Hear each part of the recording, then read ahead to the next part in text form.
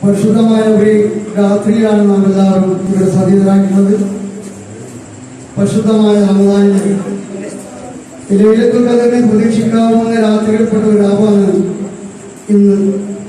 അല്ലാഹു നമുക്ക് ലൈലത്തുൽ ഖദറിനെ കരസ്ഥമാക്കിയവരിൽ നമ്മെവരെയും അല്ലാഹു ഉൾപ്പെടുത്തുമാറാകട്ടെ.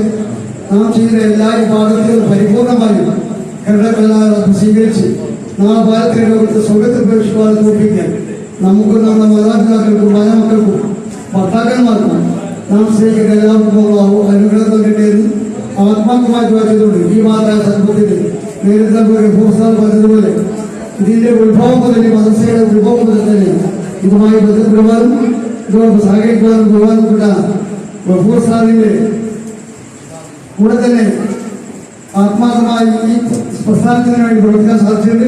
അല്ലാഹു റബ്ബുൽ അദ്ദേഹത്തിന്റെ നിസ്സീമമായ പ്രവർത്തനങ്ങളാണ് ഇവിടെയുള്ള ഈ പ്രവർത്തനങ്ങൾക്കൊക്കെ നാദി കുറിച്ചുകൊടുക്കുന്നത്. ഇതെല്ലാം അല്ലാഹു വിജയിക്കുമാറാകട്ടെ.